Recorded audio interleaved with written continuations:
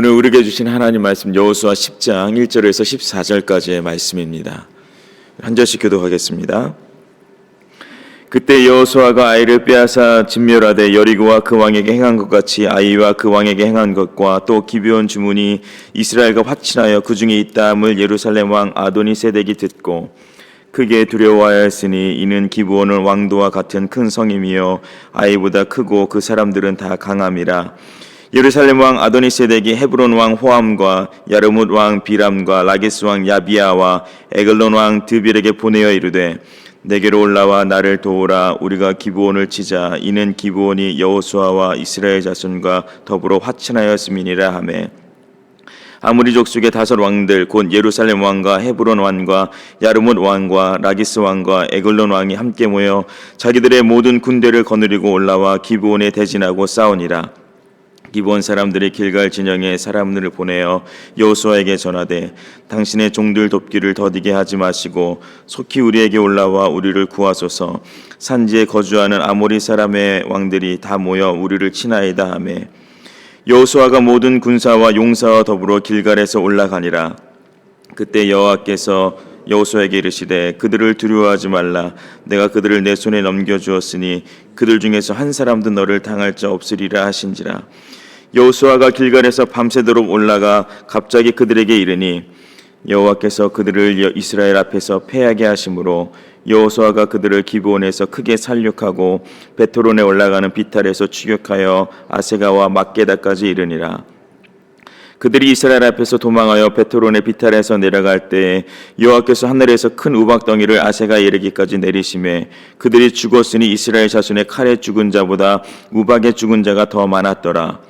여호와께서 아모리 사람을 이스라엘 자손에게 넘겨주시던 날에 여호수아가 여호와께 아뢰어 이스라엘의 목전에 이르되 태양아 너는 기브온 위에 머무르라. 달아 너도 아얄론 골짜기에서 그리할지어다 하매 태양이 머물고 달이 멈추기를 백성이 그 대적에게 원수를 갚기까지 하였느니라. 야살의 책에 태양의 중천에 머물러서 거의 종일토록 속히 내려가지 아니하였다고 기록되지 아니하였느냐. 여호와께서 사람의 목소리를 들으신 이 같은 날은 전에도 없었고 후에도 없었나니 이는 여호와께서 이스라엘을 위하여 싸우셨음이니라. 아멘. 여호수아 10장의 말씀을 묵상하면 그 흐름에 따라 몇 가지 키워드를 발견할 수 있습니다. 첫 번째 키워드가 바로 불안인데요. 이스라엘 백성이 가나안을 정복을 진행하면서 그 역사를 다룬 것이 여호수아서 말씀입니다. 범람하는 요단강을 건넜고 또 무너지지 않을 것 같았던 여리고 성과 또 아이성을 함락시켰습니다. 놀라운 이야기들이 시작이 된 거죠. 하나님이 전쟁의 주관자가 되시고 또 이스라엘의 민족을 승리케 하시는 사건들이 계속해서 기록되어 있습니다. 광야 2세대가 경험하는 그 하나님의 역사를 이제 소개하는 것이죠. 근데 오늘 본문은 그 시작부터 조금 불안해 보입니다. 1절의 말씀인데요. 그때 여호수아가 아이를 빼앗아 진멸하되 여리고와 그 왕에게 행한 것 같이 아이와 그 왕에게 행한 것과 또 기브온 주민이 이스라엘과 화친하여 그 중에 있다함을 예루살렘 왕 아도니세덱이 듣고. 사건의 발단은 이스라엘 민족이 가나안 민족 중에 하나인 기브온 족속과 화친을 맺은 것으로 이제 시작이 된 거죠. 이스라엘의 족장들이 여호와께 묻지 않았고 그들이 본 것으로 들은 것으로만 판단하여서 그들이 멸절시켜야 하는 사람과 조약을 맺어서 평생 동안 같이 살아야 하는 그런 일들이 생긴 겁니다. 여호와의 이름으로 맹세했기 때문에 다시 이것을 돌이킬 수도 없는 상황이 되었죠. 그들의 맹세로 인해서 스스로 거기에 발목이 잡힌 겁니다. 그러니까 이러한 장면이 가나안 정복을 진행하는 이 역사의 서두에 등장하는 걸 볼 때 과연 이 광야 2세대가 앞으로의 가나안 정복을 잘 해낼 수 있을까라는 이제 질문, 또 염려를 하게 됩니다. 의문을 제기하게 되는 거죠. 뭔가 불안해 보이는 것이 사실입니다. 그리고 이러한 의문점이 오늘 본문의 두 번째 키워드로 이어지는데 바로 위기의 상황을 맞이하게 됩니다. 6절의 말씀을 보시면요. 기브온 사람들이 길갈 진영에 사람을 보내어 여호수아에게 전하되 당신의 종들 돕기를 더디게 하지 마시고 속히 우리에게 올라와 우리를 구하소서. 산지에 거주하는 아모리 사람의 왕들이 다 모여 우리를 치나이다 하매 이제 이방인과 조약을 맺은 것도 모자라서 이제는 그 조약으로 인해서 전쟁까지 책임을 져야 하는 위기 상황을 맞이하게 됩니다. 이제 아모리 족속의 왕들인 거죠. 예루살렘이 있었고 야르무르시 있었고 라기스가 있었고 에글론이 있었고 헤브론이 있었습니다. 이 왕들이 자기들의 모든 군대를 거느리고 이제 기브온을 치러 왔다고 성경은 기록합니다. 그러니까 기브온 족속이 이스라엘 민족과 함께 지내게 된 것도 이스라엘 입장에서는 그들이 떠안고 살아야 되는 그 문제, 숙제가 된 건데 기브온으로 인하여서 이제는 이스라엘의 생사에도 위기가 찾아왔습니다. 당시에 이 연합군을 주도한 그 예루살렘 왕의 이름이 아도니세덱이라는 사람인데 나의 주는 의로우시다라는 그 뜻의 이름을 가지고 있거든요. 근데 그 이름의 뜻과는 아주 무관하게 하나님의 백성을 인정하지 않고 그들을 다 몰아내려는 그런 시도를 하고 있는 겁니다. 이스라엘 입장에서는 성읍을 하나씩 이렇게 맞이하여도 전쟁을 벌여도 쉬운 것이 아닌데 5 성읍을 한 번에 전쟁에서 만나야 되니까 결코 쉽지 않은 상황이 되었습니다. 아마도 가나안 땅에 들어와서 가장 어려운 순간 중에 하나가 아니었을까 생각이 드는데요. 근데 여기서 등장하는 세 번째 키워드가 어떤 거냐면 이야기의 반전이 시작됩니다. 8절의 말씀 우리 한번 같이 읽겠습니다. 그때 여호와께서 여호수아에게 이르시되 그들을 두려워하지 말라. 내가 그들을 내 손에 넘겨주었으니 그들 중에서 한 사람도 너를 당할 자 없으리라 하신지라. 아멘. 그러니까 하나님의 개입하심으로 인해서 사건의 반전이 일어납니다. 우리가 성경을 대하면서 발견하는 중요한 사실은요, 성경에 등장하는 이 인물들이 아무리 대단한, 아무리 위대한 사람들이고 그들이 정말 아주 놀라운 경험들을 가지고 있다 하더라도 그들만으로 꾸려지는 성경의 이야기들에는 불안과 위기가 끊이질 않습니다. 계속해서 찾아옵니다. 모세라는 위대한 지도자, 선지자는 무려 80년이라는 시간 동안 연단을 받은 사람입니다. 그런데 그가 아무리 뛰어난 지도자라 하더라도 홍해 앞에 서면, 하나님을 반역하는 시내산에 등장하면 그도 홍해 앞에서 가던 길 멈추고 돌아가야 했던 것이고 시내산에서 그 행진을 더 이상 이어갈 수가 없을 만큼의 상황을 맞이할 수밖에 없었습니다. 여호수아도 마찬가지죠. 그는 하나님께서 모세에게 2 돌판에 10계명을 직접 기록한 것을 눈으로 확인한 사람입니다. 지난 광야 40년의 그 시간들을 오롯이 견뎌낸 사람이고 누가 봐도 모세의 후임자로 볼 때 부족함이 없어 보이는 리더였습니다. 그동안 우리가 묵상해온 여호수아서 자체가 이 내용을 증명하는 겁니다. 그런데 아무리 대단한 사람이어도요, 하나님의 개입하심이 없으면 상황에 따라 이리 흔들리고 저리 흔들릴 수밖에 없습니다. 하나님께서 여호수아에게 주신 약속은 그들 중에서 한 사람도 너를 당할 자 없으리라 하셨지만 하나님의 개입하심이 없으면요, 아무리 여호수아여도 그들 중 한 사람조차 감당할 수 없는 게 현실인 것이죠. 오늘 본문에 등장하는 이 반전의 이야기, 반전의 순간이 우리에게 의미하는 것이 무엇일까요? 우리에게 맡겨진 삶의 자리를 감당할 때 아는 게 없으면 없을수록 사실 하나님을 의지하는 것이 자연스럽고 쉬운 일입니다. 부족함이 많을수록 하나님께 구하는 것이 당연한 것이죠. 그런데 아는 게 많아지면 많아질수록, 내가 하는 일에 능숙해지면 능숙해질수록 어떤 일이 일어날 수 있습니까? 나를 의지하는 일들이 생겨날 수 있습니다. 하나님이 개입하시는 것을 반대하지는 않더라도 하나님이 개입하실 기회들을 차단하는 것이 내가 하는 일이 될 수 있는 거죠.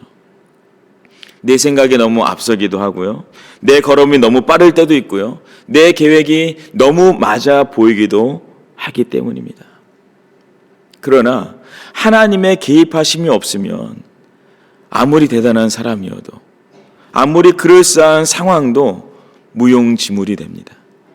하나님이 먼저 일하시도록, 하나님께서 주관자가 되시도록, 그리고 그 일을 통해 하나님의 뜻이 드러나도록 우리의 삶을 맡겨드려야 합니다. 이 시점에 이를 때 위기는 기회가 됩니다. 반전에 뒤따르는 키워드인데요. 11절의 말씀입니다. 그들이 이스라엘 앞에서 도망하여 베토른의 비탈에서 내려갈 때 여호와께서 하늘에서 큰 우박덩이를 아세가에 이르기까지 내리시매 그들이 죽었으니 이스라엘 자손의 칼에 죽은 자보다 우박에 죽은 자가 더 많았더라. 아멘. 이스라엘 군대가 이제 밤새도록 길갈에서 올라와서 이제 기습 작전을 벌인 겁니다. 아모리 연합군을 쳤는데 그들을 크게 살육했다고 했습니다. 전쟁의 승기를 잡은 거죠. 그런데 동시에 성경이 증거하는 전쟁의 승리 요인이 따로 있습니다. 여호와께서 하늘에서 큰 우박덩이를 내리셔서 그들을 치셨다라고 말씀합니다. 그리고 이스라엘 군대의 칼에 죽은 자들보다 우박에 죽은 자가 더 많았다고 기록합니다. 그러니까 어느 전쟁 지략가도 생각해 보지 못할 만한 신비한 방법으로 전쟁을 승리로 이끌어 갔습니다. 자, 그런데 이게 끝이 아닌데요. 어떤 일들이 벌어지냐면 하나님께서 태양을 어느 성읍 위에요? 기브온 성읍 위에 머물게 하시고 또 달을 어디 위에다가요? 아얄론 골짜기에 멈추게 하십니다.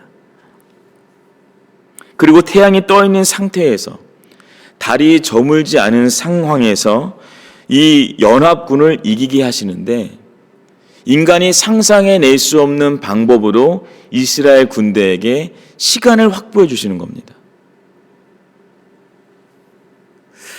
이 현장을 직접 눈으로 보고 그곳에 우리가 있었다면 어떤 생각이 들었을까요? 눈으로 봤지만 내가 현장에 있지만 아마 정말 믿기 어려울 만큼의 놀라운 그 상황 속에 있는 것이죠. 여호수아가 이스라엘 목전에서 태양아 너는 기브온 위에 머물러라. 달아 너도 아얄론 골짜기에서 그리할지어다 라고 외친 것도 정말 대단하다는 생각이 듭니다. 그의 외침대로 멈춰버렸잖아요. 이 상황에 대한 이해를 위해서는 어쩌면 고대 근동의 기록에서 이러한 현상의 내용을 찾아볼 수도 있고 또 이 사건의 가능함이 과학적으로 어떻게 증명되는 내용을 찾아보는 것도 도움이 될지 모르겠습니다. 그런데 우리가 여기서 놓치지 말아야 되는 중요한 말씀이 있습니다. 여호수아 10장 14절의 말씀인데 같이 한 목소리로 읽겠습니다. 여호와께서 사람의 목소리를 들으신 이 같은 날은 전에도 없었고 후에도 없었나니 이는 여호와께서 이스라엘을 위하여 싸우셨음이니라. 아멘. 자, 오늘의 마지막 키워드 승리는 하나님의 손에 달렸다는 겁니다. 해와 달이 멈추고 이 연합군을 어떻게 이스라엘 백성이 이길 수 있었는지에 대해서 성경은 분명히 기록하고 있습니다. 이는 여호와께서 이스라엘을 위하여 싸우셨음이니라. 바꿔 말하면 오늘 본문의 사건은 태양과 달이 멈춘 아주 특별한 그 날이 된 것은 맞습니다. 그런데 그 날은 여호와께서 그의 백성을 위하여 싸우신 여러 날들 중에 하나라는 겁니다. 해와 달이 하늘 위에 멈춘 것은 이스라엘 민족의 역사에서는 상상하지도 못했고 그들이 경험해보지도 못했던 일이 맞지만 그보다 더 중요한 일이 있는 거죠. 그 일을 행하시는 하나님은 어제나 오늘이나 동일하게 그들을 위해 싸우고 계시다는 겁니다. 하나님이 싸우심으로 인하여서 승리를 허락하시는 전쟁의 원리는 오늘 우리에게도 동일하게 적용되고 있습니다. 내가 싸우는 것 같지만 지난 시간들 내가 그렇게 노력한 것 같지만 내가 정말 수고한 것 같지만 그러나 정작 돌아보니 하나님께서 그 모든 순간순간에 빠짐없이 개입하시고 주관하셔서 오늘에까지 이르게 하셨다는 것을 우리가 부인할 수 없는 것이죠. 그렇다면 여호와께서 우리를 위해 싸우신다. 여호와께서 나를 위해 싸우신다는 이 사실을 우리가 믿을 때 취할 수 있는 오늘의 실천이 무엇일까요? 저는 여호수아 10장 12절의 말씀을 우리가 한번 기억해 보기 원하는데요. 우리 한 목소리를 같이 한번 읽겠습니다. 여호와께서 아모리 사람을 이스라엘 자손에게 넘겨주시던 날에 여호수아가 여호와께 아뢰어 이스라엘의 목전에서 이르되 태양아 너는 기브온 위에 머무르라 달아 너도 아얄론 골짜기에서 그리할지어다 하매 아멘. 이 말씀만 보면 여호수아의 외침은요 담대한 외침이고 믿음의 선포인 것이 맞습니다. 실제로 그가 외친 그대로 해가 멈췄고 달이 멈췄으니까요. 자, 그런데 성경이 여기서 강조하는 내용이 있습니다. 그게 어떤 거냐면 여호와께서 사람의 목소리를 들으셨다고 했습니다. 여호와께서 사람의 목소리를 들으셨다. 이런 똑같은 표현이 구약에 딱 2번 더 나오는데 그 중에 하나가 열왕기상 17장에 나옵니다. 그 사건이 어떤 사건이냐면 엘리야가 한 여인의 아들이 죽게 되었을 때 이제 그 여인의 아들은 이제 기름병에다가 이제 기름을 다 부어서 그 가정을 먹였던 그 사건 이후에 일어난 사건입니다. 그 아들이 죽게 되었을 때 엘리야가 그의 죽은 몸에 3번 엎드리면서 여호와께 간절히 외쳐 이뤘다고 하시죠. 이렇게 얘기를 합니다. 내 하나님 여호와여 원하건대 이 아이의 혼으로 그의 몸에 돌아오게 하옵소서. 간절히 외치거든요. 그리고 나서 여호와께서 그의 목소리를 들으셨다. 같은 표현이 쓰인 겁니다. 그리고 그 아이를 살리셨다. 성경은 기록합니다. 여호와께서 전쟁의 주관자가 되심을 내가 믿는다면 나의 목소리를 들으시는 하나님께 간구해야 합니다.